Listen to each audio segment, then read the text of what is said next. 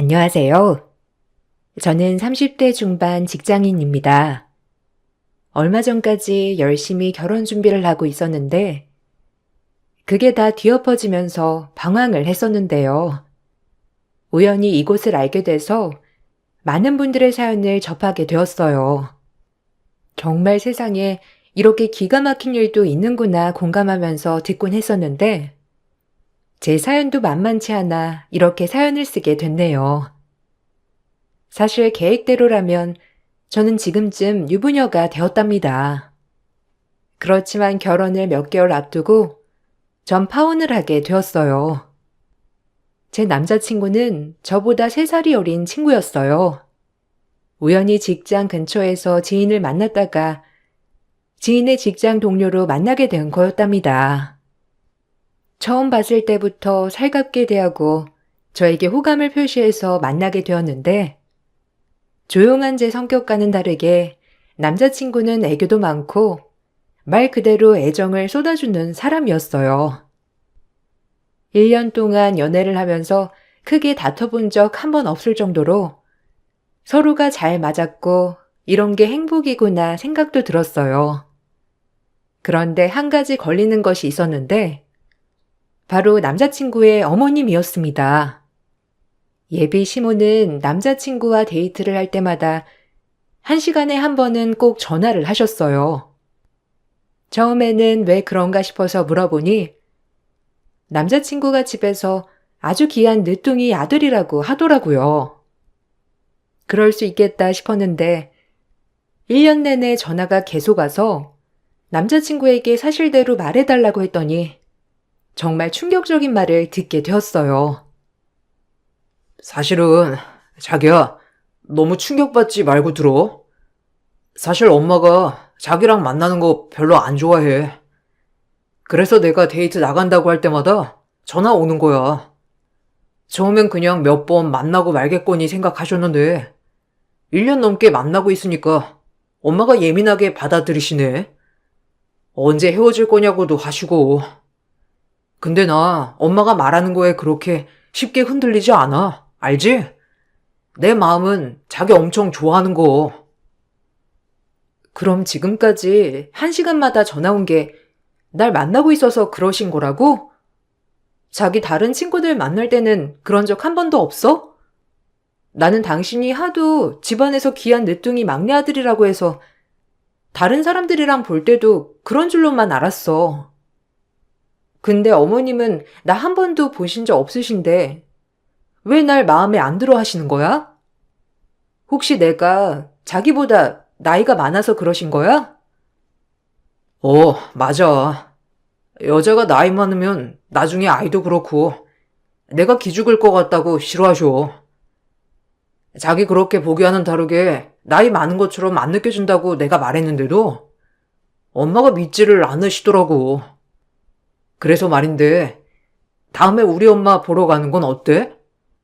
안 그래도 엄마한테 소개해준다고 말은 했는데 계속 싫다고만 하셔가지고 막상 자기 보면 엄마도 좋아하실 것 같은데 자기가 한 번만 엄마 보러 가주면 안 될까? 어머님 뵙는 거야 문제는 아니지만 그래도 날 처음부터 마음에 들어 하시지 않는데 인사하러 갔다고 좋아하실까? 난 그게 너무 걱정인데. 처음부터 날 마음에 들어 하시지 않으시는데 직접 본다고 크게 달라질 것 같지도 않는데. 그런데 너무 충격이다. 우리 1년 만날 때 동안 진짜 1시간에 한 번씩 연락 왔었잖아. 다 나랑 만나는 게 싫어서 그런 거라니. 진짜 충격이네. 나도 엄마가 왜 저러시는지 이해 안 돼. 내가 자기 엄청 좋은 사람이라고 말도 하고 능력도 좋다고 했는데도 엄마는 원래 그 나이대 되면 다 능력 있대. 하여튼 말도 안 통하고 어쨌든 내가 다 알아서 해결할 거니까 자기는 신경 쓰지 마. 알았지? 남자친구는 처음부터 어머님이 반대를 하시는 걸 알고 있었지만 계속 저랑 만나고 있었어요. 사실 전 나이가 나이인지라 결혼을 전제로 연애를 하고 싶었는데 시모가 보기도 전부터 싫어한다는 소식을 듣게 되니 너무나 충격이 컸습니다. 남자친구도 그런 걸 알고 있었기 때문에 자신이 다 해결을 할 수 있다면서 자신감 있게 말을 하더라고요. 저도 직장인이었고 남자친구도 직장에 다니고 있었기 때문에 평일에는 거의 만나질 못했는데 어느 날 반차를 내서 같이 만나게 됐던 날이 있었어요. 그날 낮에 커피를 마시려고 카페에 갔는데 우연히 남자친구의 어머님 시모를 만나게 되었죠. 남자친구 옆에 있는 절 보시자마자 눈빛이 바로 바뀌시더라고요. 가까이 가서 인사하니 다짜고짜 제 얼굴부터 몸매까지 싹 훑어보시곤 품평을 하셨습니다. 네가 걔니? 보기보다 어려 보이기는 하네. 뭐 얼굴에 뭐라도 한 거는 아니지? 우리 집은 성형 안에 받아주지 않아서 말이야. 우리 애보다 3살이나 많다고 들었는데 보기보다 나이가 많아 보이진 않아서 다행이네. 근데 이 시간에 너희는 왜 여기 있는 거니? 넌 일 안 하니? 우리 애야 오늘 오후에 쉰다고 했다지만 너도 우리 애 쉰다고 해서 쪼르르 쉬고 그런 거니? 아, 엄마, 왜 그래? 당황스럽게. 우리 오늘 일이 있어서 각자 반차 쏟다가 틈나서 만난 거야. 생각보다 괜찮아서 엄마도 당황스럽지? 거봐. 내가 우리 저기 엄청 괜찮다고 말했잖아. 엄마가 막상 보면 마음에 들어 할 줄 알았어. 안 그래도 엄마한테 소개해주고 싶었는데 잘 됐다. 여기 잠깐 앉아봐. 내가 커피 가지고 올 테니까 둘이서 대화 좀 나누고 있어.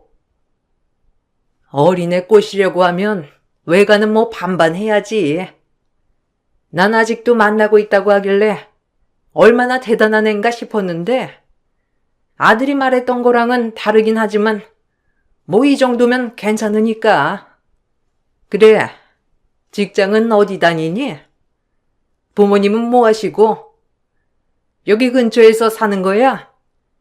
아들 말로는 직급도 꽤 높다고 하던데 연봉은 얼마? 우리 아들 연봉이야 알고 있을 거고. 그래도 어린애 만나려고 하면 잘 갖춰야 하지 않겠니? 아, 집은 여기 근처고 직장도 이 근처에 다니고 있습니다. 직장 지금 10년 차고요. 한 직장에서 오래 다녀서 직급이 높은 편입니다. 부모님께서도 두 분 다 일하시고요. 안 그래도 호열 씨한테 말씀 많이 들었습니다. 인사를 드리러 갈까 하다가 이렇게 만나 뵙게 되었네요. 저는 김지영이라고 합니다. 이름은 됐고 내가 뭐 길게 그쪽이랑 얘기할 건 아니니까. 어쨌든 지금은 연애만 하고 있으니 내가 이렇다 저렇다 할 건 아니라고 생각해. 그래도 생각보다 괜찮은 것 같으니까 어쨌든 호열이랑 잘 지내봐요. 내가 그래도 다 허락한 건 아니고 어느 정도 갖춰진 것 같아서 말하는 거니까. 다음에 정식으로 인사 오면 그때 자세한 얘기 하도록 하지. 그날 처음 본 순간부터 시모는 저에 대해서 하나하나 다 확인을 하셨어요. 하고 다니는 옷차림이나 들고 다니는 가방 브랜드부터 화장한 것까지 모두 체크를 하시고서는 마음에 드셨는지 그날 이후 남자친구에게 제가 괜찮다고 말했다 하더라고요. 그 말을 전하는 남자친구를 보면서 다행이다 싶다가도 이런 집에 시집을 가려면 얼마나 눈치를 봐야 하는 걸까 덜컥 겁이 나기도 했어요. 그때까지만 하더라도 남자친구와 결혼에 대해서 확실하게 생각을 했던 건 아니었기 때문에 연애에 집중하자는 마음이 더 컸었죠. 그러던 어느 날 시모가 절 집으로 초대를 했어요. 남자친구는 그렇게 반대를 하던 연애를 엄마가 드디어 허락을 해주는 거라며 너무나 기뻐했습니다. 아침 일찍부터 챙겨서 남자친구 집에 도착을 해서 보니 집안이 아주 엉망진창이더라고요. 남자친구가 집안 꼴을 보고 시간을 잘못 알고 있었던 것 같다며 저를 데리고 나가려던 순간 시모가 부랴부랴 나와 제 손목을 잡으셨죠. 어디 가니? 마침 잘 왔다. 안 그래도 집안 대청소하려고 했는데 이렇게 일찍 오다니 시간 잘 맞았네. 우리 집 청소하는 거 도와줄 거지? 내가 혼자서 하려고 하니까 너무 힘들어서 안 되겠어. 가구들도 좀 옮기고 버릴 건 또 버려야 하고. 호열이도 얼른 들어와. 내가 오늘 대청소한다고 했잖아. 여자친구랑 같이 오늘 청소하고 맛있는 거 먹으러 가자.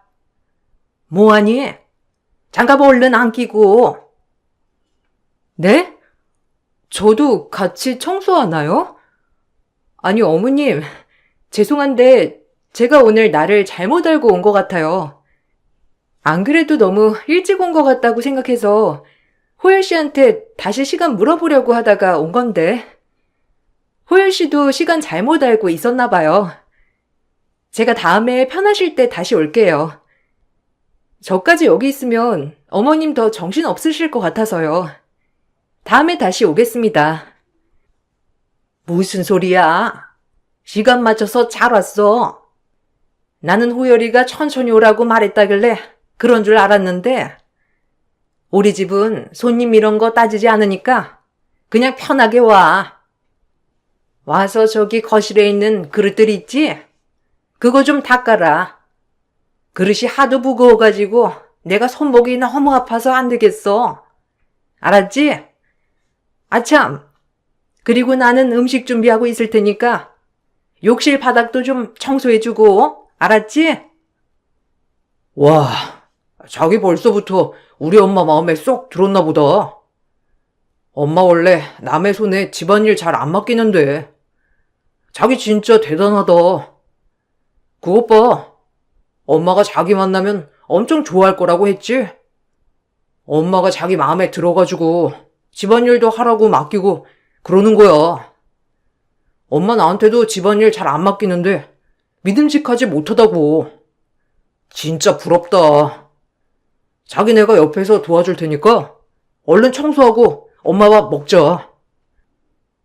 시모는 절 대청소를 할 때 부려먹으려고 초대를 했던 것이었어요. 그 앞에서 절 마음에 들어 하셔서 청소도 맡기는 거라며 부럽다며 짓거리는 남자친구를 보며 내 미래가 이렇구나 정신이 들더라고요. 그때 처음 전 남자친구에게 헤어짐을 고했습니다. 아무리 그래도 처음 집에 찾아갔던 날인데 청소를 하려고 불렀다는 게 말이 안 되는 일이라 생각을 했어요.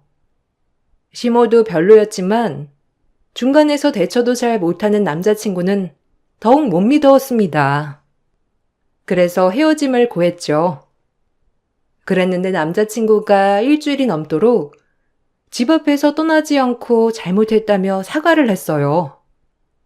본인은 그게 당연하다고 생각을 하고 자라서 잘못했다는 걸 몰랐다면서 저에게 사과를 했습니다. 자기야, 내가 진짜 미안해. 나는 그게 엄마가 좋다는 뜻으로 시키는 줄 알았어. 진짜야. 나 집에서 설거지라도 하려고 하면 엄마가 못 믿었다면서 나한테 못하게 했거든. 근데 자기한테 바로 집안일 시키니까 난 엄마가 진짜 마음에 들어서 그러시는구나 싶었던 거지. 나도 많이 반성했어. 다들 나한테 욕 한 바가지씩 하더라. 진짜 미안해. 아니야. 어머님 마음을 진짜 알았으니까 됐어. 그리고 당신이랑도 그만 만날래.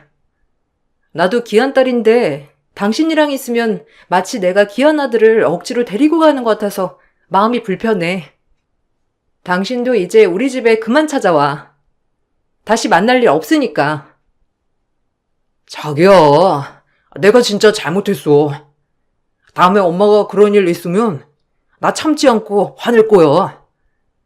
그러니까 한 번만 용서해주면 안 될까? 내가 진짜 몰라서 그런 거야.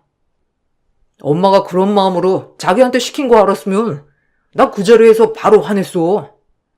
진짜 미안해. 그냥 한 번만 용서해줘. 우리 엄마 다시는 안 봐도 좋으니까 헤어지자고만 하지 말아줄래? 부탁이야. 절대로 헤어질 수 없다고 말하는 남자친구를 보면서 정말 고민을 많이 했지만 그때까지 저도 마음이 컸기 때문에 용서해주게 되었어요. 그렇게 1년여의 시간을 더 연애를 하게 되었고 그 시간 동안 시모를 마주친 적은 없었습니다. 남자친구를 통해서 간혹 듣게 되었던 소식은 시모도 그때 상황을 많이 미안해하고 반성한다는 것이었어요. 자신은 단지 도움이 필요해서 앞뒤 상관없이 부탁을 했던 것인데 그렇게 받아들일 거라 생각도 못 하셨다고 저에게 사과의 말을 전하셨습니다. 막상 시모가 사과를 하는 걸 들으니 그렇게 화가 났던 감정들도 한순간에 가라앉더라고요. 2년의 연애를 하던 중 남자친구는 이직을 고민하고 있었어요. 원래도 다니던 직장을 1년도 채 다니지 못하고 그만두었었기 때문에 걱정이 많았는데 이번에도 역시 직장을 그만둬야 할 것 같다며 말을 하길래 전 직장 이직을 다 준비하고 그만두는 게 좋지 않겠냐며 달래고 있었던 상황이었어요. 그럼에도 불구하고 어느 날 갑자기 남자친구는 직장을 그만두고 나타났어요. 제 앞에서 너무 힘들어서 그만뒀다고 하는 남자친구를 보면서 이해를 하면서도 한편으로는 너무 철이 없다 느껴졌죠. 아니, 어쩌려고 그냥 직장을 그만둬 버렸어. 다음에 다닐 곳은 알아봤어? 자기 카드값도 많이 나오고 차 할부금도 내야 하잖아. 근데 그거는 어쩌려고? 이번에 직장 꼭 오래 다녀야 한다면서 차도 가분하게 샀던 거였잖아. 근데 1년도 안 돼가지고 그만둬버리면 저 차 할부금이랑 카드값은 어떻게 하려고? 내가 그래서 말했잖아. 다음에 직장 다닐 곳 다 구하면 그때 이직하면서 그만두면 된다고. 왜 그냥 그만둬버린 거야? 자기는 내 마음 공감 안 해줘? 내가 얼마나 힘들었으면 멀쩡히 다니던 직장 그만뒀겠어. 자기 말대로 나 할부금도 내야 하고 카드값도 내야 하는데 근데 오죽하면 내가 직장 그냥 그만뒀겠냐고. 사람들도 너무 짜증나고 나랑 맞는 게 하나도 없어. 그런 곳에서 어떻게 몇 년을 버텨? 안 그래도 힘들어 죽겠는데 자기까지 나한테 그렇게 말하지 마. 그렇게 걱정되면 자기가 나 책임지면 되지. 아, 그게 책임을 지고 안 지고 문제가 아니잖아. 너랑 나랑 따지고 보면 남남이야. 이렇게 대책 없이 일 그만두면 어쩌겠다고 하는 건지 난 이해가 안 돼. 다른 직장 가도 마찬가지야. 다들 스트레스 받고 잘 안 맞는 사람들도 많아. 근데 이번 직장은 사람들 다 괜찮다며. 그래서 주마다 두세 번씩 모여서 회식하고 그랬던 거 아니었어? 그렇게 짝짝꿍이 잘 맞았으면서 갑자기 안 만든다고 하는 건 뭐야?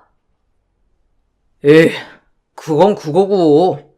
이러는 게 안 맞는 건 안 맞는 거지. 회식하는 거야. 노는 거니까 안 맞아도 맞춰가면서 놀 수 있지만 일은 그게 아니잖아. 그래서 말인데 자기가 이번에 카드값이랑 할부금 좀 내주면 안 돼? 내가 나중에 취업하면 싹 다 갚아줄게. 솔직히 우리 좀 있으면 결혼할 거잖아. 그런데 너 돈 내 돈 할 필요가 뭐가 있어? 안 그래? 우리가 지금 부부도 아니고 너 돈 내 돈 해야지 무슨 소리 하는 거야. 그리고 자기는 다른 곳에 가서도 사람들 안 맞는다 싶으면 그냥 그만두고 안 다닐 거야? 나는 자기가 좀 책임감 갖고 일을 좀 오래 다닐 수 있었으면 좋겠어. 그런 의미로 내가 카드값이랑 할부금은 내주지 못할 것 같아. 알았지? 나중에 갚기는? 지금도 우리 데이트 비용 내가 다 내고 있잖아. 남자친구는 한 번씩 철없이 말을 할 때가 있었어요. 직장을 그만둬 놓고서는 다시 취업을 할 생각도 안 하고 빈둥빈둥 놀기도 하고 할부금 카드값도 감당도 못하면서 사고 싶은 건 다 사야 하는 모습을 보이기도 했죠. 그때쯤이 남자친구랑 슬슬 결혼 준비를 하고 있었던 상황이었는데 그동안 몰랐던 남자친구의 모습을 보면서 정말 이대로 결혼을 해야 할까 싶은 생각도 들었습니다.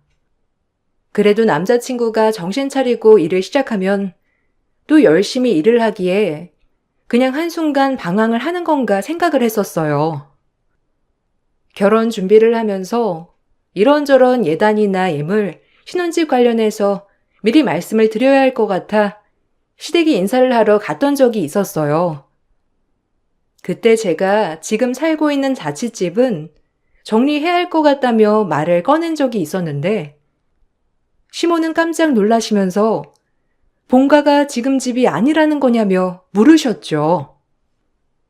아니, 너 전에 이 지역에서 살고 있다고 말했던 거 아니었니?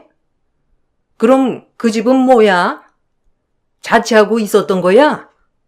그 집은 그럼 네 집이 아니라는 소리니? 아이고야, 내가 그것도 모르고 원래 본가가 뭐라고? 저기 지역 변두리에 있는 곳이라고? 아니 거기 지금 다 망해서 쓰러져 가는 동네 아니니? 공장밖에 없는 동네가 본가라는 게 지금 말이 되는 소리야? 네, 저 원래 본가는 거기고 거기서 태어나가지고 자랐어요. 이 지역은 직장 때문에 와서 살고 있는 거고요. 식구들도 지금 다 거기서 사는데. 어머님, 왜 그러세요? 호열 씨가 자세한 건 자기가 다 말했다고 해서 저도 굳이 설명할 필요는 못 느꼈었는데. 제가 뭐 전달 안 해드린 거 있어서 그러세요? 아니 너는 나이도 우리 애보다 한참 많은데 거기다가 못 사는 집 딸내미였어?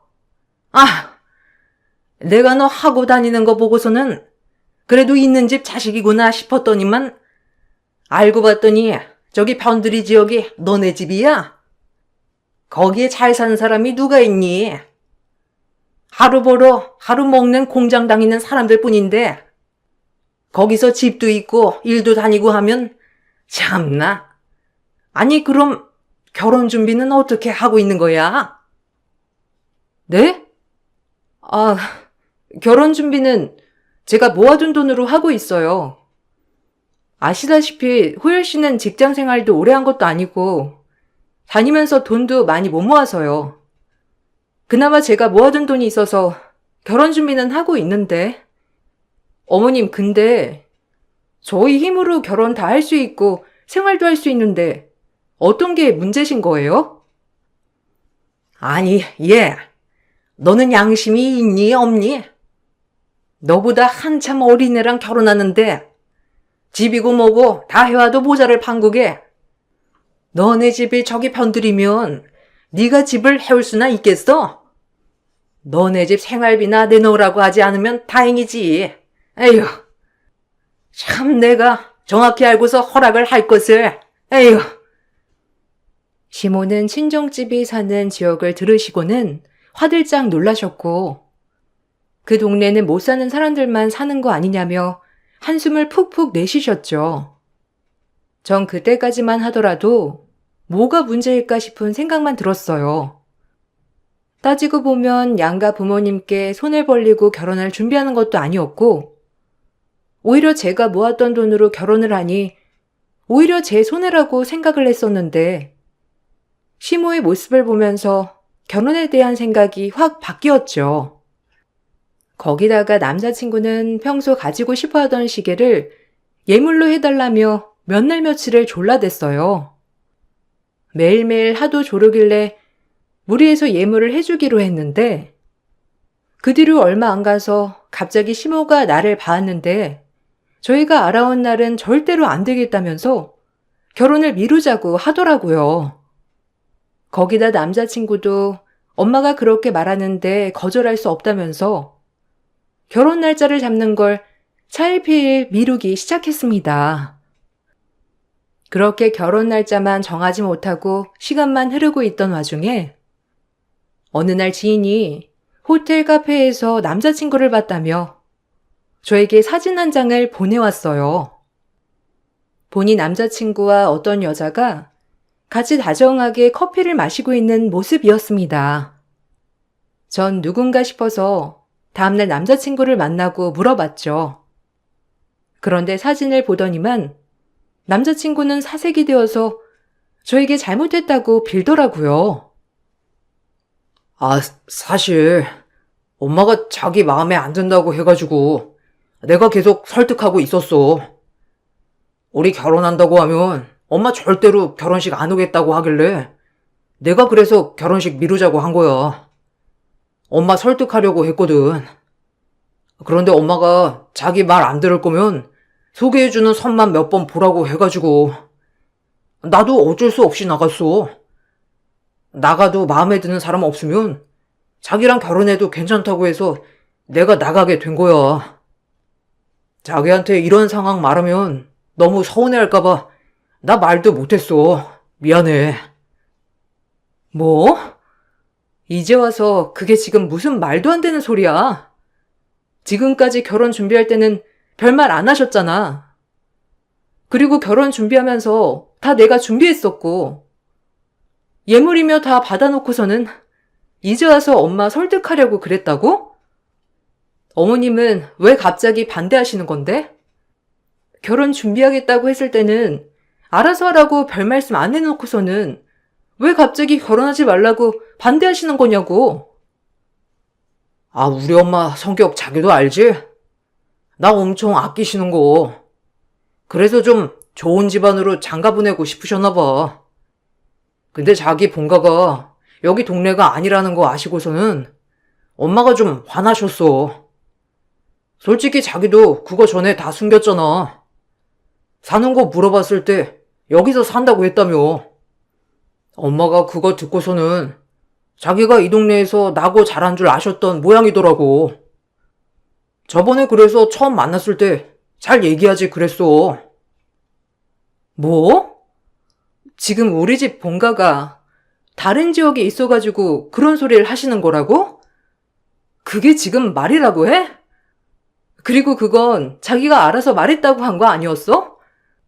자기도 알고 있었던 거잖아. 근데 왜 갑자기 나한테 그런 소리를 하는 거야? 우리 집 다른 지역인 거 자기도 알고 있었고, 그래서 저번에 우리 집 얘기하라고 한 거 다 말했다고 했잖아. 아니야?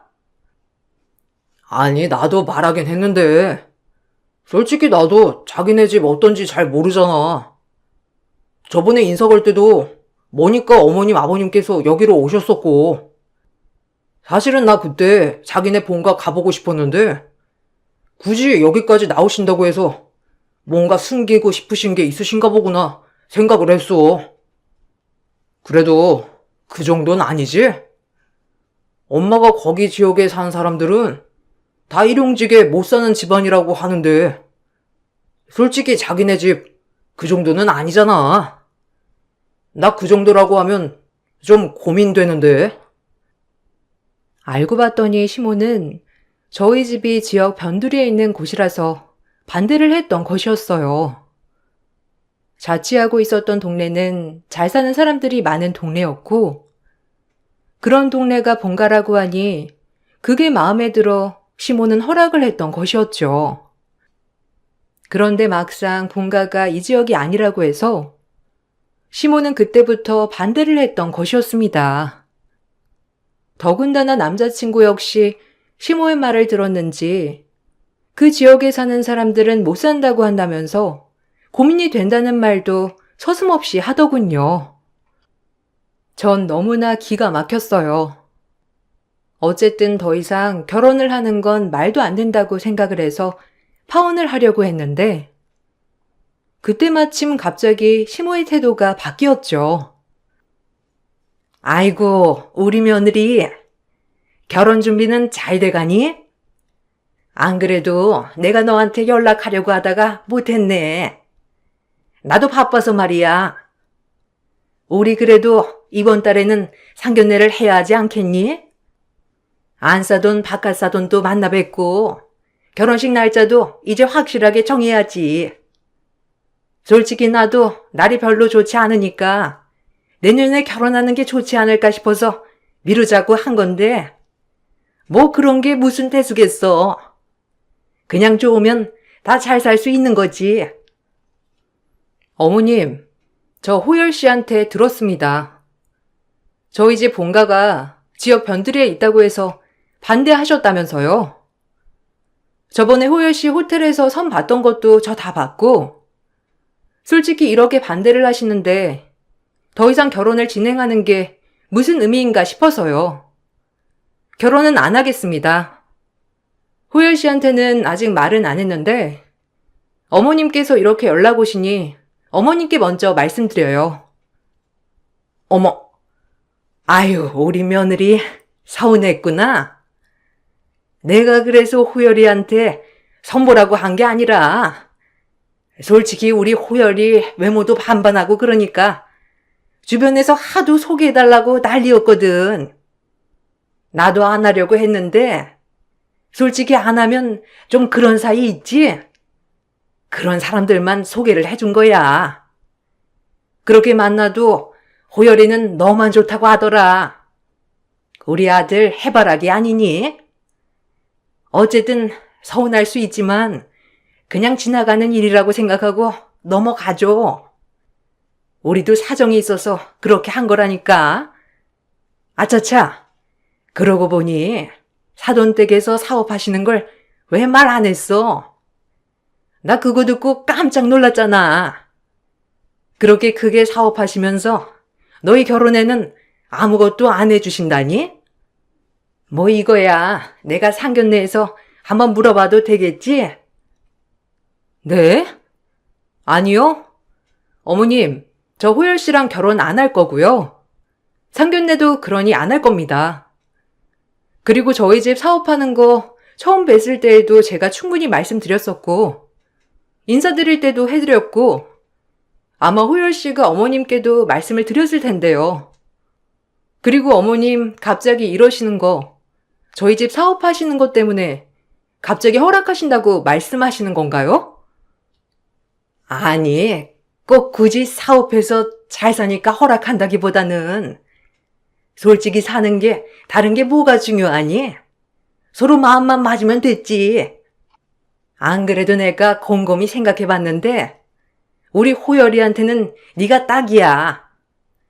다른 애들이랑 붙어봐도 딱 맞는 애도 없을 것 같고 우리 호열이 같이 배포가 큰 애는 사업가 집안에 장가가야 잘 풀리고 잘 사는 거거든. 아주머니, 착각 그만하세요. 저 당신 아들이랑 결혼 안 한다고요. 그리고 연애도 안 할 거니까 그렇게 잘 맞는 사람 찾고 싶으시면 어디 한번 잘 찾아보시던가요.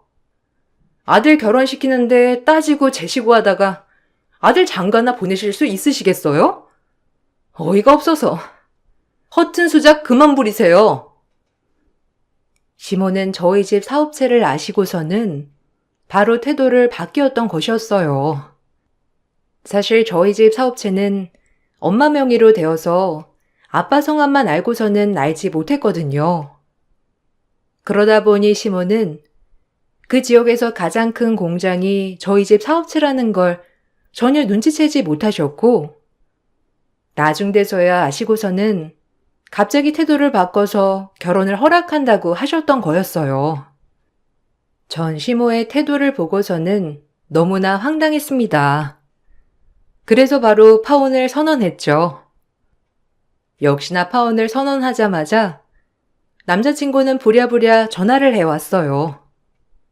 어떻게 그럴 수 있냐면서 따져 묻길래 전 현실 파악을 할 수 있게 해줬습니다. 자기, 어떻게 그렇게 철없이 파혼 선언할 수가 있어? 엄마가 진짜 마음 아파하셔. 엄마가 그런 뜻으로 나 선보라고 하고 그런 거 아니라는 거 잘 알잖아. 잘 알면서 어떻게 엄마한테 그런 식으로 말을 하냐고. 엄마가 나 진짜 아껴서 그래. 우리 집에서 나 귀한 아들이라서 그랬던 거라니까. 그리고 이건 자기 잘못도 있어. 애초에 자기네 집 상황 잘 얘기했으면 이런 일이 있었겠어? 처음부터 자세히 말을 안 해주니까 엄마가 그랬던 거지. 이건 엄마도 자기도 잘못했으니까 그냥 넘어가자. 뭔 소리야. 나 너랑 결혼 안 해. 그리고 연애도 안 할 거고. 너 같은 애랑 지금까지 몇 년을 만났다는 게 창피할 정도로 후회된다. 너 그렇게 한 푼 없을 때 내가 자기한테 제발 데이트 비용 좀 내라고 닥달한 적 있어? 매달 카드값으로 허덕일 때 너 한심하다고 뭐라고 한 적 있냐고. 너네 집에서 돈 없어서 네 빚 갚아주지 못한다고 했을 때 내가 너네 집은 뭐 하는 거냐 말한 적 있었냐고. 결혼 준비할 때 돈 한 푼 안 쓰면서 예단이랑 다 요구할 때 내가 너네 집에선 뭐 해줄 거냐 말한 적 있었어? 그런 말 한마디 안 했었는데 뭐? 우리 집 못 사는 줄 알고 반대했다고? 기가 막힌다 정말. 아니, 그게 아니라, 솔직히 우리 집은 그냥 평범하지만, 자기네 집이 진짜 가난하면 거기도 책임져야 할 것 같아서 그랬던 거지. 그리고 예물도 자기가 척척 사주길래 나는 그냥 잘 사는 집인가 생각을 했었어. 근데 자기네 진짜 사업체 크더라? 엄마가 아마 그 지역에서는 제일 부자일 거라고 하던데? 자기 그럼 우리 집 좋은 곳으로 해주실 수 있는 거 아니야? 아니, 그런 거 속이니까 엄마가 지역만 보고 그런 생각 하실 수 있지. 어쨌든 파혼은 없던 일로 해. 나 이번에 조금 서운했는데 우리 엄마가 잘못한 것도 있고 나도 있으니까 용서해 줄게. 말귀를 못 알아쳐먹네. 나 너랑 결혼 안 한다고. 파혼할 거고 지금까지 결혼 준비하면서 든 비용들 다 청구할 거니까 그거나 준비해. 그리고 너 카드값 갚아줬던 것도 다 청구할 거니까 당장 내놔. 너 이거 안 내놓으면 어떻게든 콩밥 먹이게 할 거니까 각오하라고. 마지막으로 내 눈앞에 절대 나타나지 말아라. 알았냐? 남자친구는 뻔뻔하게도 결혼 준비를 하자며 말을 꺼냈고 파혼을 할 수 없다고 했어요. 전 그런 남자친구에게 화를 내며 절대로 결혼을 안 할 것이며 지금까지 들었던 비용 다 청구할 거라고 했죠. 심지어 결혼식이 가까워오면서 남자친구가 카드값을 못 내 고민하던 걸 해결해 줬었는데 그것도 포함해서 전 민사소송을 진행했어요. 남자친구는 끝까지 빌려준 게 아니라 준 거라고 말을 했지만 이치한 내역도 존재했고 빌려달라고 말했던 메시지도 증거로 사용되면서 전 모두 배상을 받을 수 있었습니다. 그 이후로 남자친구는 저랑 결혼을 할 거라며 헛소문을 내고 다니더라고요. 그래서 전 남자친구네 집에서 저희 집 못 산다고 반대해서 결혼을 못했다며 소문을 내주었습니다. 그 소문 때문인지 그렇게 남자친구에게 들어왔던 선자리도 안 들어오는 것 같더라고요. 상견례를 준비하던 엄마 아빠도 제 파혼 소식을 듣고서는 기가 막혀 하셨어요. 안 그래도 회사로 누군가 전화와서 회사 사장님 딸이 저냐며 물어봤던 적이 있었다고 하던데 전 그 말을 듣고선 심호구나 딱 떠올랐어요. 부모님께서도 그런 집이랑 연을 만드는 게 아니라고 하셨죠. 그 후 전 잘 살고 있어요. 사실 파혼 후유증이 있을 줄 알았는데 워낙 당한 게 크다 보니 후유증도 없이 말 그대로 남자친구만 쏙 빠져나간 상태로 잘 지내고 있죠. 건너 들어보니 남자친구는 아직도 정신 못 차리고 회사도 안 나간 채 맨날 집에서 백수로 지내고 있는 것 같더라고요. 남자친구가 소비욕이 커서 그동안 쌓여있던 채무도 그 집에서 다 갚아줬다고 하는데 그래서 퇴직했던 시모도 다시 일용직 일을 나가면서 살고 있다고 해요. 그렇게 집안 따지던 집이었는데 결국에는 아들 때문에 재산을 다 까먹었던 거죠. 지금은 정신을 차리고 있을진 모르겠네요. 제 긴 사연을 들어주셔서 감사합니다. 앞으로는 저도 사람 보는 눈을 좀 길러보려고요. 제 얘기 들어주신 분들께 감사드리며 여러분들 모두 행복하시길 기원할게요. 안녕하세요.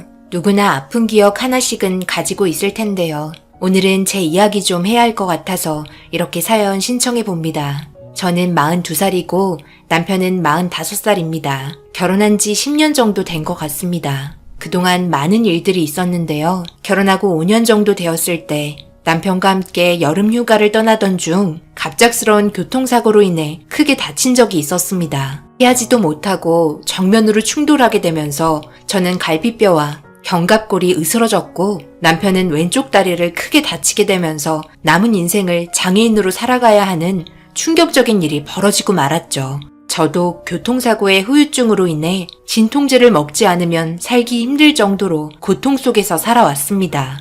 하지만 저보다 더 크게 다친 남편을 대신해 먹고 살기 위해서 아픈 몸을 이끌고 열심히 일을 하며 생계를 유지해 나갔네요.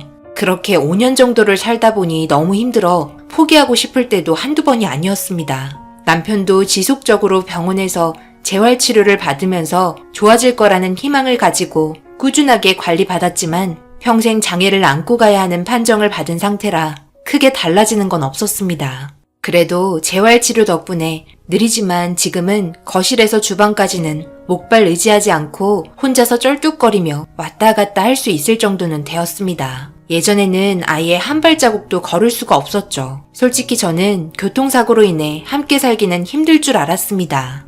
저도 사람인지라 현실적으로 많이 지쳐 있어서 그런 건지 이혼을 하고 살아야 할 것 같은 마음이 그동안 몇 번이나 들었지만 저만 바라보는 남편 때문에 쉽게 포기할 수 없었고 언젠가는 좋아질 거라는 끝이 없는 희망을 가지고 살았네요. 사람이 희망마저 없다면 삶의 의욕까지 떨어지는 것 같아 현실적으로 불가능한 상황들을 희망으로 바꿨습니다. 그래야 제 마음도 편해질 것 같아서요. 남편은 집에서 하는 건 별로 없습니다. 한 발자국 떼는 것도 힘든데 도와주면 얼마나 도와주겠어요.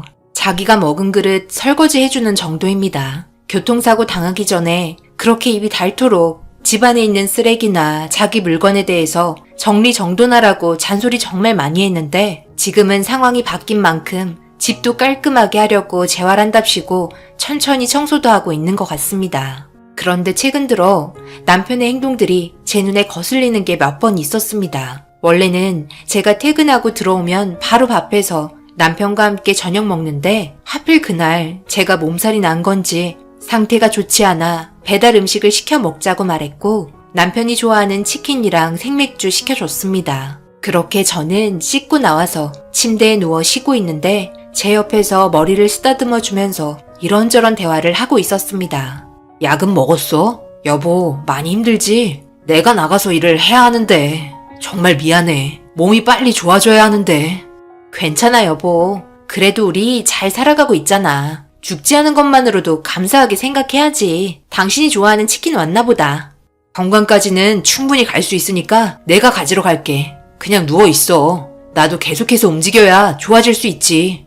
그래 알았어. 부탁 좀 할게. 그런데 여보, 왜 오른쪽 다리를 절어? 원래 왼쪽 다리를 절었잖아. 아, 무슨 말 하는 거야? 당신 몸살약 먹고 좀 약 기운에 취한 것 같다. 내가 무슨 오른쪽 다리를 절었다고 그래. 잘못 본 거겠지. 나 왼쪽 다리 다쳤잖아. 요즘 많이 힘들어 보이더니 이제는 그런 것도 헷갈리는 거야? 그렇게 남편은 왼쪽 다리를 절면서 치킨을 받고 소파에 앉아 먹기 시작했습니다. 몸살 약이 좀 세긴 했는지 비몽사몽한 상태였긴 했는데 분명 오른쪽 다리를 쩔뚝거리며 현관으로 걸어가는 걸 봤는데 남편이 말한 대로 제가 잘못 봤을 수도 있을 것 같아 그냥 넘어갔습니다. 그런데 최근 들어 남편의 행동들이 계속해서 이상해지기 시작했습니다. 요 며칠 동안 새벽에 잠이 안 온다며 거리에 아무도 없는 틈을 타 목발 짚고 동네 앞에서만 걷고 오겠다며 나갔다 옵니다. 그런데 그럴 때마다 저에게 몸살 나지 말라고 약을 주는데요. 자기가 약국에서 산 피로회복제라며 줬었는데 그 약만 먹으면 저는 다음날 아침까지 한 번도 깨지 않았습니다.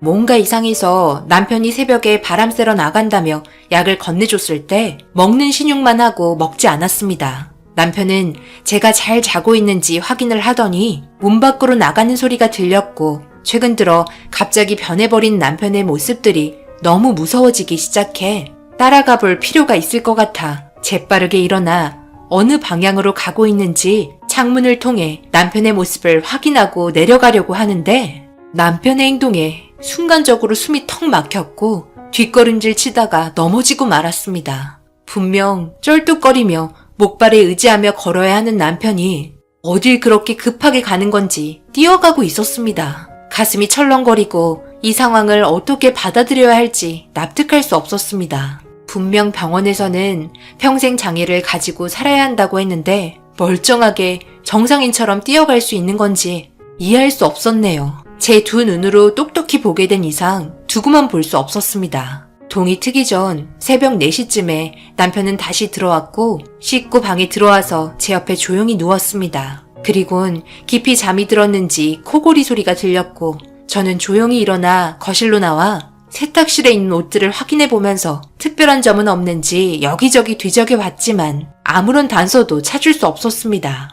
충격적인 상황을 겪게 된 이후 남편의 행동 하나하나가 의심스럽고 아무렇지도 않게 다친 다리가 정상으로 돌아온 걸 숨기고 저와 함께 시간을 보내고 있다는 게 한편으로는 화가 머리끝까지 차올랐네요. 그렇다고 아무런 증거 없이 무턱대고 말해봤자 발뺌하고 입 닫고 있으면 아무런 의미가 없기에 일단 병원부터 찾아가 보기로 했습니다. 남편을 담당했던 의사에게 찾아가기 위해 회사에는 집에 일이 있다고 사정을 이야기한 후 반차를 내고 병원으로 향했습니다.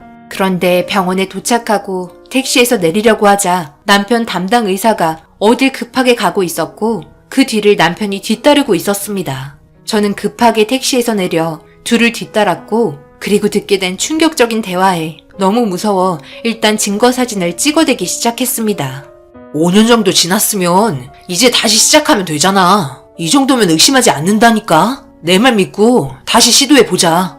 안 돼. 좀 더 시간을 가지고 계획해보자. 한 번 실패했기 때문에 2번 실패하면 그때는 우리 둘 다 콩밥 먹어야 할지도 모른다고. 오늘 밤 다시 한번 맞춰보고 시작하는 걸로 하자. 오늘 밤이야. 내가 준 약 절대 들키지 말고. 그리고 연기 좀 잘해. 왼발이 어느 발인지도 몰라? 그런 사소한 거 하나 때문에 그동안 계획했던 모든 게 한순간에 물거품이 될지 모른다고. 야, 알았어. 나도 깜빡했어. 치킨 배달 와서 나도 모르게 흥분해서 그랬다고. 그럼 오늘 새벽에 보자. 남편과 의사는 서로 알고 있는 사이였고 어떤 계획을 세우고 있길래 둘이서 그것도 5년 동안 숨기고 있었던 건지 이해할 수 없었습니다. 그날 저녁 집에 들어오니 남편은 소파에 앉아 저를 아무렇지 않게 반겨주면서 평상시처럼 저를 사랑스러운 눈빛으로 바라보고 있었습니다. 어디까지가 진실이고 거짓인지 알지 못할 정도로 남편의 연기는 대상감이었네요. 저도 증거사진 몇 장밖에 없으니 좀 더 정확한 증거를 남겨두기 위해 평상시처럼 행동을 했고 새벽 시간이 다가오자 남편은 저에게 또다시 약을 건네줬습니다. 먹는 연기를 하곤 삼키지 않고 물고만 있었고 급하게 화장실로 가서 입에 있는 약을 뱉었네요. 그리고 제가 잠들어 있는 줄 알고 제 옆에 누워있던 남편은 약속 시간이 되었는지 제가 잘 자고 있는 걸 확인한 후 조용히 밖으로 나갔습니다. 뒤이어 저도 빠르게 쫓아갔고 그렇게 도착한 곳은 차가 잘 안 다니는 사거리 도로였습니다. 남편이 탄 택시 뒤에 멈추게 되면 들켜버릴 위험이 커서 조금 더 앞에서 내려달라고 한 후 숨어서 지켜보고 있는데 남편 담당 의사가 뒤이어 도착을 했습니다. 저는 녹음기를 켜고 둘의 대화 소리를 녹음하려고 노력했고 좀 더 가까이 다가가서 들어보니 남편은 저를 사랑한 적이 단 한 번도 없었네요. 그러니까 네가 우리 둘을 태우고 이쪽으로 지나가는데 내가 다리가 아파 뒷좌석에 앉아 다리를 펴고 싶다는 핑계를 대면서 자리를 바꾸고 와이프가 앞자리에 앉으면 다시 도로를 합류하면서 가드레일에 박으면 된다는 거잖아. 아, 그래. 일단 내일 새벽 2시에 네가 다리가 아프다고 핑계를 대면서 나한테 전화를 해달라고 말해. 그럼 내가 너희 집에 가서 너희를 태우면 되니까 그때부터는 계획한 대로 움직이면 되는 거야. 이번이 마지막이다 생각하고 잘해야 된다. 더 이상 기회는 없어. 결국 남편은 제 앞으로 되어 있는 보험금 때문에 이런 일을 계획하고 있었던 겁니다. 5년 전 남편은 저와 결혼 후 계속해서 사람 일 어떻게 될지 아무도 모르니 함께 보험을 들자며 생명보험을 계약하게 되었고 둘의 보험료만 합쳐서 약 180만 원 정도 나왔네요. 그런데 사고 난 이후부터 남편은 일을 하지 못하니 자기 보험은 모조리 싹 다 해지를 했고 저에게만 들어져 있는 보험은 유지한 채 5년을 지내왔네요. 몇 번을 해지하자고 물었지만 너무 아깝지 않냐면서 계속해서 저를 설득시켰고 없는 형편에 무리하게 유지하면서 지내왔었습니다. 남편의 검은 속내는 전혀 알지 못한 채 말이죠. 이 모든 상황을 의사와 함께 계획한 것도 충격인데 그 의사가 남편과 친구였다는 게 더 큰 충격이었네요. 결국 모든 내용과 증거 사진은 충분하게 확보했고 제 생명을 가지고 보험금 30억 정도 되는 금액을 받으려고 했다는 자체가 더 이상 용서할 수 없었습니다. 재빠르게 집에 들어간 후 아무렇지도 않게 잠을 자고 있었고 뒤이어 남편이 집에 들어와 씻고 옆에 누웠습니다. 너무나 소름이 돋는 순간이고 참기 힘들었지만 순간적인 감정을 터뜨려 좋을 거 없다 생각해 화를 참고 꾹꾹 눌렀습니다. 그리고 다음날 남편에게 웃으면서 출근하겠다고 말했고 저는 곧바로 경찰서에 들려 형사분들께 그동안 모았던 증거를 제출하고 충격적인 상황들을 풀어놨습니다. 그렇게 형사분들과 집에 도착 후 문을 열고 들어가니 제가 집에 올 시간도 아닌데 들어와서 놀랐는지 당황한 눈빛으로 쳐다보고 있다가 뒤이어 형사분들이 들이닥치자 순간적으로 아파트 창문으로 뛰어내려 미친 듯이 달려가고 있었습니다. 그동안 절름발이 연기하느라 얼마나 힘들었을까요? 이런 한심한 짓을 꾸며봤자 어차피 진실은 밝혀지게 되어 있는데 너무 한심했습니다. 남편이 뛰어봤자 형사들 손바닥 아니었고 저희 집 아파트가 3층인데 높은 건 아니지만 어느 정도 데미지는 있는 건지 멀리 못 가 잡혔습니다. 결국 의사와 남편이 저지른 충격적인 계획은 모두 끝이 나면서 법적인 처벌을 받게 되었습니다. 단독으로 벌인 일이 아닌 조직적으로 치밀하게 계획한 죄질이 너무 나쁘고 처음 시도한 범죄가 실패에 돌아가자 5년 뒤 다시 시도하려고 더욱더 치밀하게 반복적으로 계획했다는 점을 고려했을 때 단순하게 보기는 힘들다며 의사와 남편에게 각각 10년의 형벌이 주어지게 되었습니다.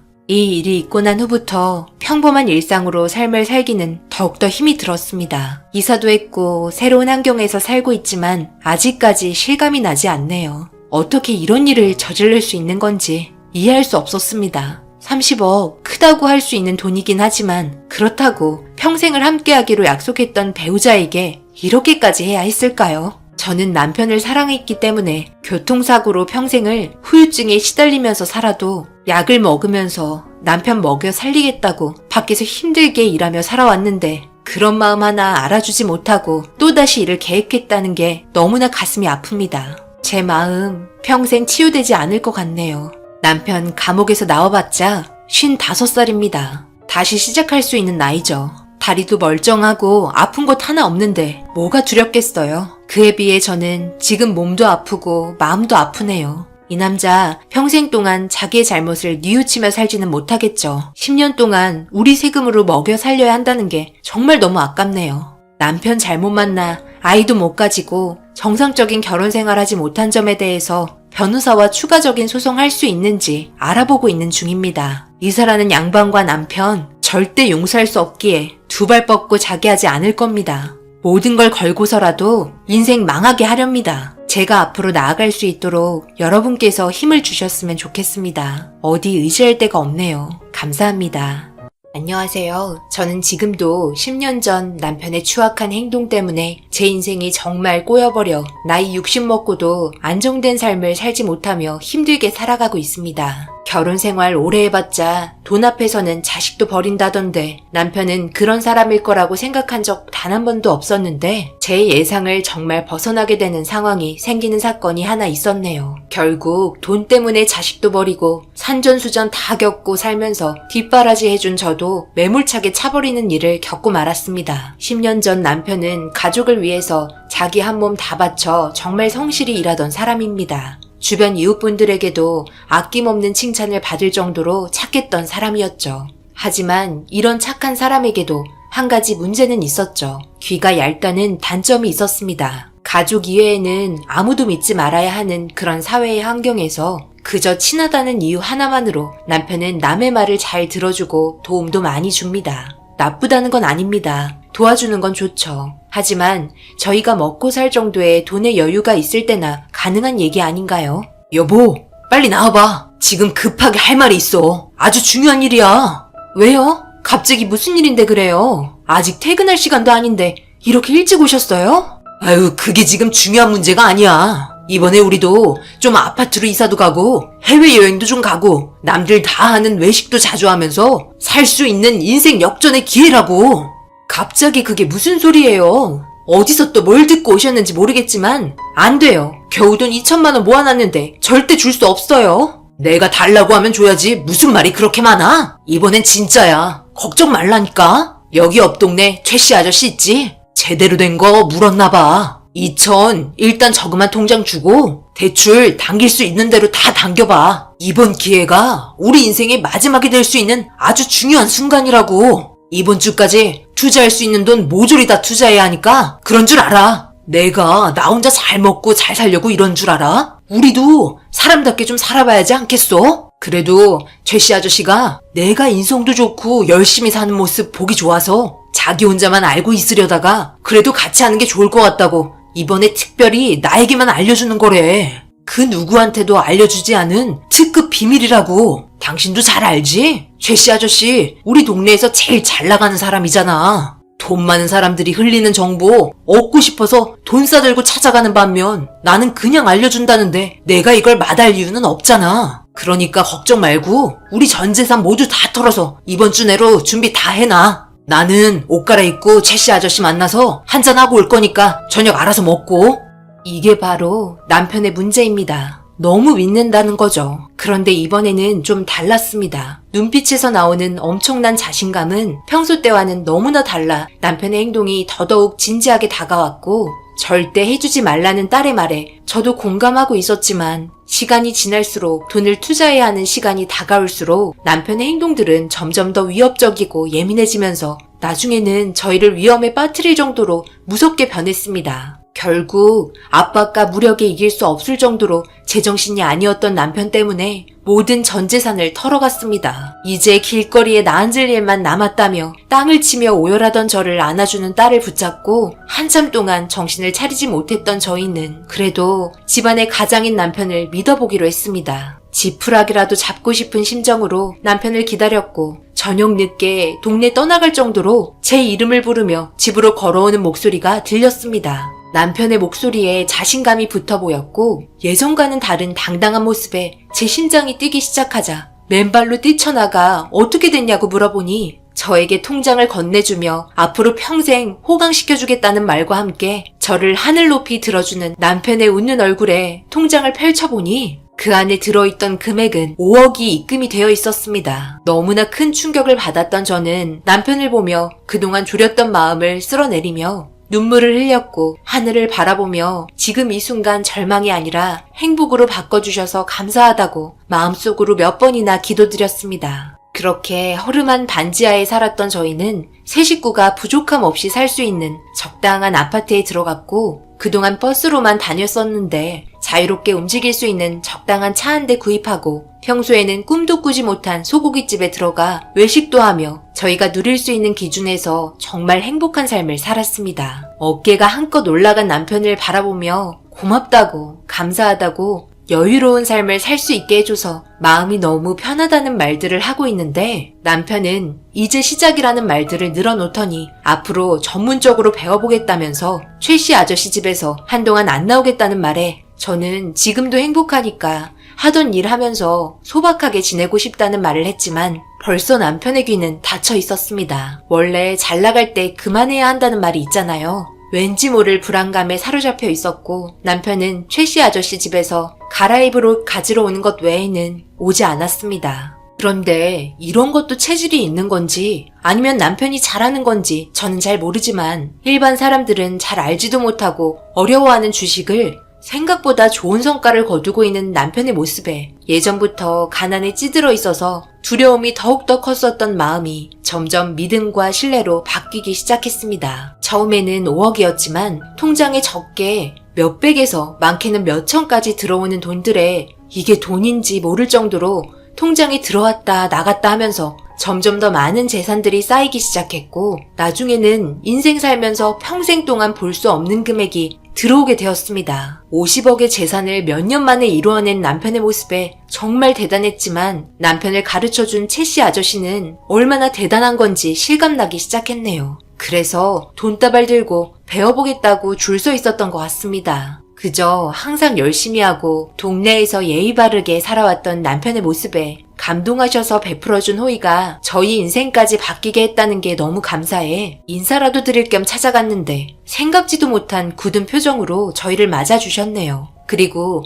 최 씨 아저씨에게 뜻밖의 말을 듣게 되었습니다. 이렇게 찾아와 준 건 정말 고맙습니다. 그런데 지금 박 씨는 여기 없는데요. 아직 옆에서 더 배워야 할 것들도 많은데 혼자 해보겠다며 나갔네요. 연락 없었나요? 일주일 넘은 것 같은데. 지금까지 박 씨가 돈을 벌 수 있었던 건 제 옆에 있으면서 제가 아는 방법들이나 투자하는 곳을 따라서 했기 때문에 돈을 만질 수 있었지만 만약 혼자 하게 된다면 지금 가지고 있었던 돈들 모두 잃게 될지도 모르겠네요. 적당한 선에서 치고 빠져야 할 타이밍들이 있는데 저에게는 정보통이 많지만 박 씨 혼자서는 분명 오래가지 못할 겁니다. 그런 말 아시죠? 못 모르고 하는 사람들이 아는 사람보다 처음에는 패기 때문에 쉽게 접근하지 못하는 것들도 손을 대다가 잠시 성공할 수는 있지만 언제까지나 그런 상황이 오지 않기 때문에 결국에는 모든 걸 다 잃게 되는 불상사까지 오게 되겠죠. 그러니 나중에 박 씨가 집에 들어온다면 꼭 저희 집에 다시 들어오라고 전해주세요. 주식이란 시장은 평생 공부를 해야 하는 곳이에요.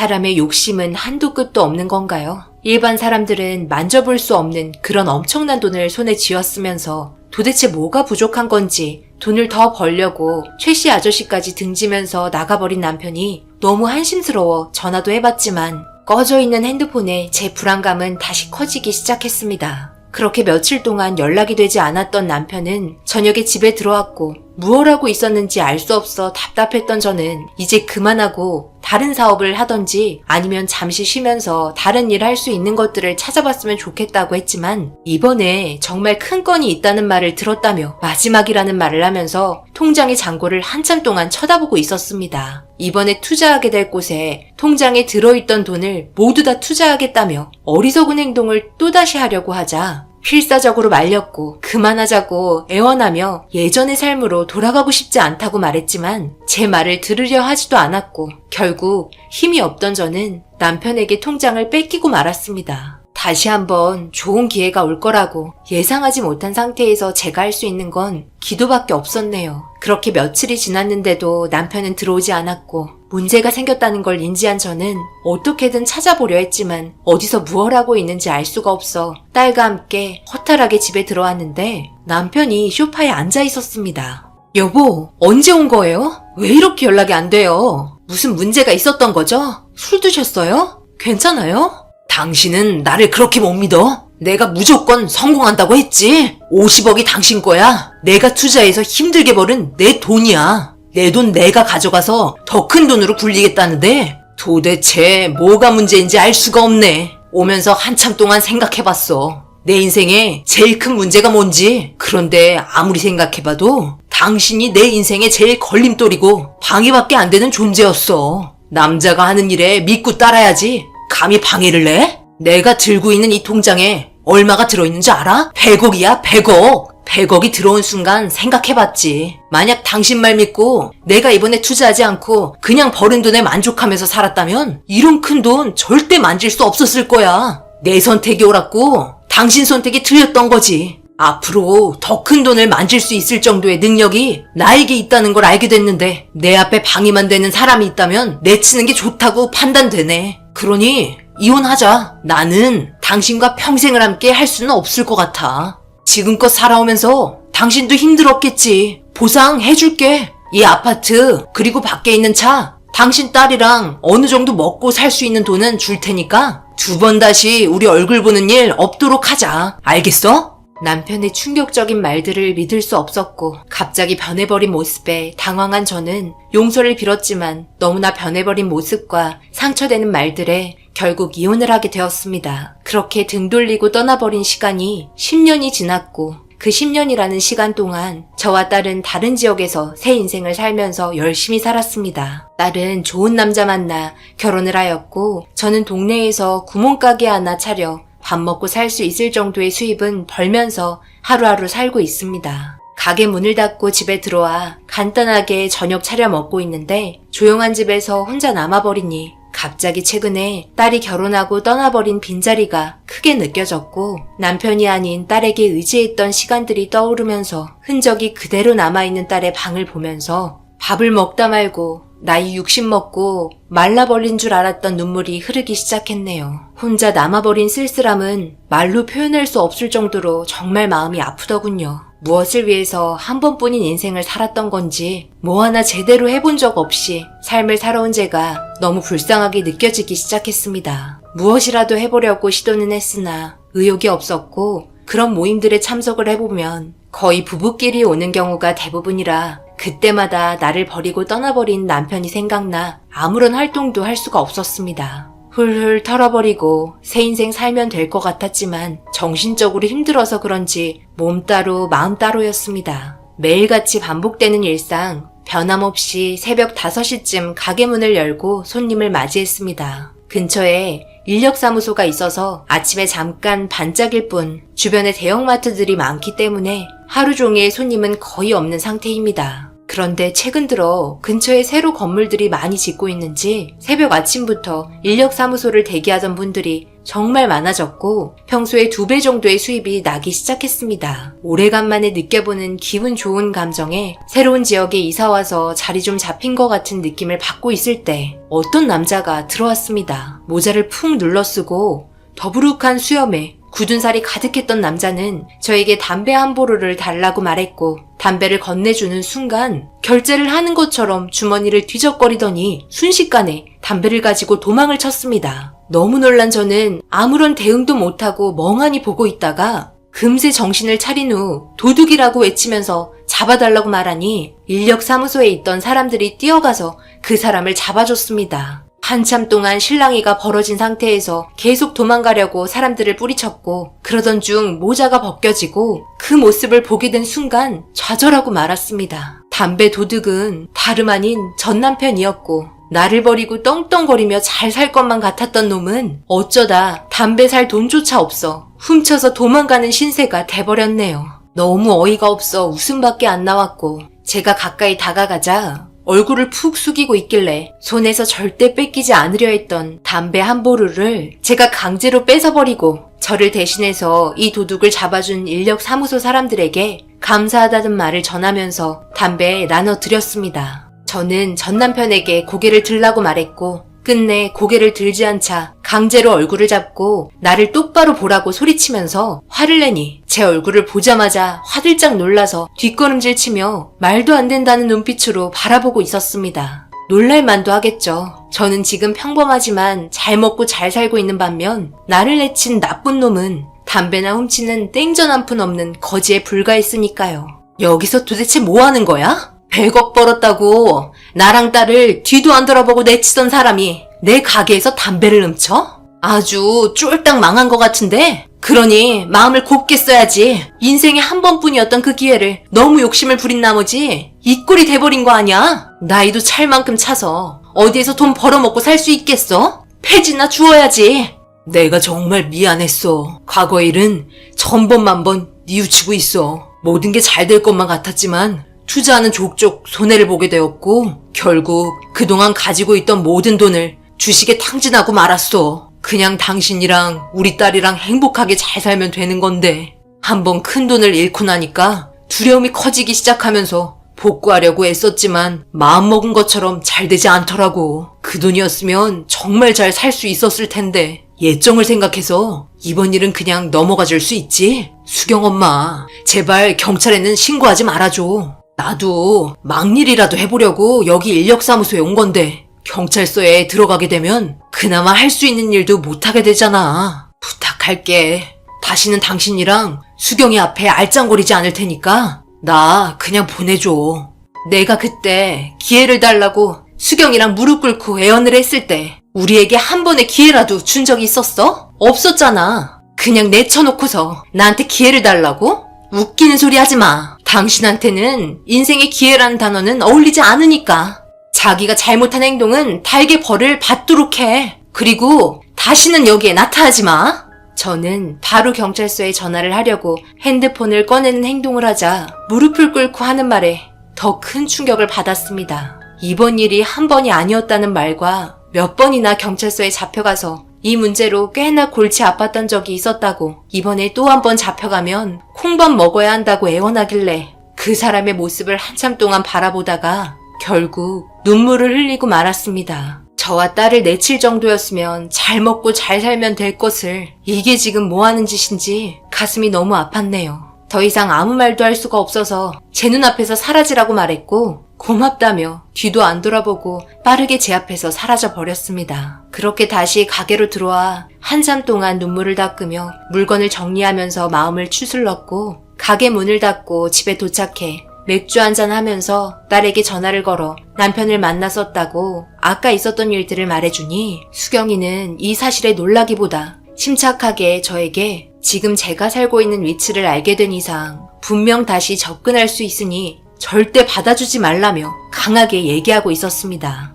배벌은 난 못 준다고, 나이 먹고 외로워서 받아주는 순간 집이며 가게며 모두 탕진하고 만다는 말을 하면서 차라리 다른 지역으로 이사를 하는 게 좋지 않겠냐며 딸이 살고 있는 집 근처로 이사를 왔으면 좋겠다고 오히려 저에게 부탁을 하고 있었습니다. 저로서는 생각지도 못했던 딸의 말들에 두 번 다시 마주치고 싶지 않았던 저는 결국 이사를 결정했습니다. 그런데 이사하기 전날 딸이 말한 대로 정말 저에게 찾아왔더군요. 가게 문을 닫고 집에 가려고 뒤를 돌았는데 제 앞에 전 남편이 서 있었고, 자기도 너무 힘들고 그동안 제 생각 많이 했다면서 아직도 저를 사랑하고 있으니 남은 인생 진짜 잘할 테니까 한 번만 믿고 받아줄 수 있냐는 말들에 딸이 저에게 충고했던 것들이 생각이 나 가차없이 거절하고 집에 왔습니다. 다시 합칠 생각 있으면 전화 달라며 핸드폰 번호를 제 손에 주려고 하자 받지 않겠다고 뿌리치니 가게 문에 꽂아두고 사라졌습니다. 어떤 의도로 다시 합치자고 하는 건지 눈에 훤히 보였네요.